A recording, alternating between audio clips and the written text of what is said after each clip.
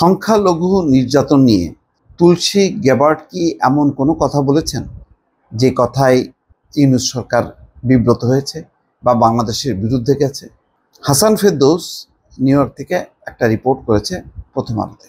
তিনি বলছেন যে আসলে গতানুগতিক কথা বলেছেন তুলসী গ্যাবার্ড। তিনি অতীতের সমস্ত সরকারের আমলের তাদের যেই সংখ্যালঘু নির্যাতন সম্পর্কে যে গদবাঁধা কথা থাকে সেই কথাটিই বলেছেন। কিন্তু এখানে ভারতীয় গণমাধ্যম বা ভারতের সরকার ব্যাপকভাবে উৎসাহিত হয়েছে। তারা মনে করছে যে তুলসী গ্যাবার্ড বাংলাদেশ বর্তমান সরকারকে উদ্দেশ্য করে বলেছে। আবার সরকারও এই পাতা ফাঁদে পা দিয়ে তুলসীর এই বক্তব্যকে প্রতিবাদ করেছে, নিন্দা জানিয়েছে। কিন্তু তুলসী গ্যাবার্ড যে কথা বলেছেন সেই গ্যাবার্ডটি হচ্ছে যে তারা সাধারণভাবে বলে থাকে যে বাংলাদেশে সংখ্যালঘু নির্যাতনের ব্যাপারে যুক্তরাষ্ট্র সবসময় উদ্বিগ্ন থাকে। সবসময় বলতে তারা যেমন এই সময়, তারা শেখ হাসিনার সময় বা তার আগেও, এটা হচ্ছে একটা কমন কথা বলেছেন। কিন্তু সেই কথাটা সঠিকভাবে কেউ অনুধাবন করতে পারেনি, এমন কথাটাই হাসান ফেরদৌস নিউ ইয়র্ক থেকে বলছেন। এখানে বলা হচ্ছে যে যুক্তরাষ্ট্রের জাতীয় নিরাপত্তা পরিচালক তুলসী গ্যাবার্ড দিল্লিতে এক সাংবাদিকের প্রশ্নের উত্তরে বাংলাদেশের সংখ্যালঘু নির্যাতন এবং ইসলামী মৌলবাদের উত্থান নিয়ে যে মন্তব্য করেছেন তাতে দুই দেশের পত্রপত্রিকায় জোরালোভাবে আলোচনা হচ্ছে। ভারতীয় গণমাধ্যম অনেক আগে থেকেই অধ্যাপক মোহাম্মদ ইউনূসের সরকারের ব্যাপারে ভারতীয় প্রশাসনের অবস্থানের সঙ্গে সুর মিলিয়ে বাংলাদেশকে একটি মৌলবাদী এবং পাকিস্তানপন্থী রাষ্ট্র হিসেবে বর্ণনা করা হচ্ছে। অর্থাৎ ভারতীয় গণমাধ্যম অনেক আগে থেকেই ডক্টর মোহাম্মদ ইউনূসের সরকারকে ভারতীয় প্রশাসনের সাথে ভারতীয় সরকারের যে বয়ান সেটাকে সাপোর্ট করে বলছে যে বাংলাদেশ এখন মৌলবাদী এবং পাকিস্তানপন্থী রাষ্ট্রে পরিণত হচ্ছে।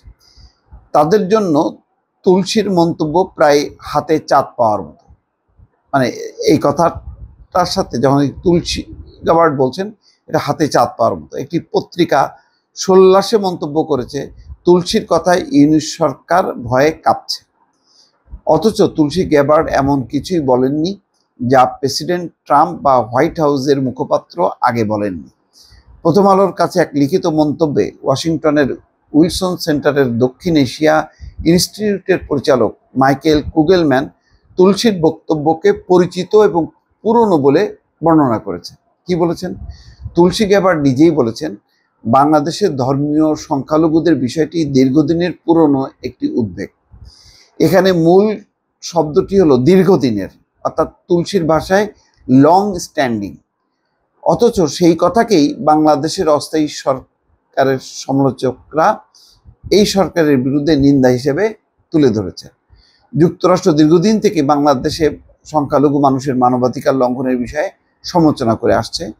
ক্ষমতা ত্যাগের মাত্র এক সপ্তাহ আগে সাবেক প্রেসিডেন্ট জো বাইডেন সংখ্যালঘুদের ব্যাপারে শুধু উদ্বেগী নয়, তাদের বিরুদ্ধে যে কোনো সহিংসতার জন্য ইউনূস সরকার দায়ী থাকবে এমন কথাও বলেছিলেন। কুগেলম্যান প্রথম আলোকে বলেন যে বাংলাদেশের সংখ্যালঘু বিষয়ে মার্কিন উদ্বেগ আজকের নয়, শেখ হাসিনার আমলেও নানা সময় তারা এই উদ্বেগ প্রকাশ করেছে। এক দশকের বেশি সময় আগে মার্কিন প্রশাসন হাসিনা আমলে ধর্মীয় উগ্রবাদের বৃদ্ধি, সংখ্যালঘু এবং প্রগতিশীল জনগোষ্ঠীকে যেভাবে বিপদের মুখে ঠেলে দিয়েছে সেই ব্যাপারে উদ্বেগ প্রকাশ করেছিল।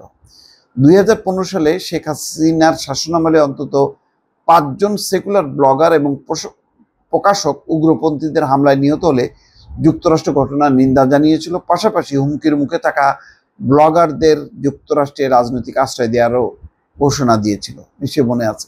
তো তখন মানে হাসিনা খুব ধর্মনিরপেক্ষ ছিল।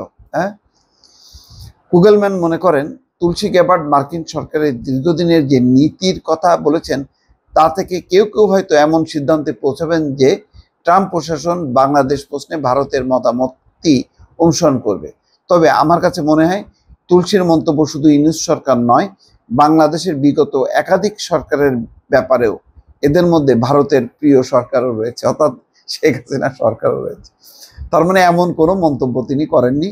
এটা হলো একটা গদবাঁধা যে যখনই বাংলাদেশের গণতন্ত্র মানবাধিকার তখন বলা হয় যে আমরা সারা বিশ্বের যেই গণতন্ত্র এবং মানবাধিকার রক্ষায় আমরা প্রতিশ্রুতিবদ্ধ, বাংলাদেশও তার ব্যতিক্রম নয়।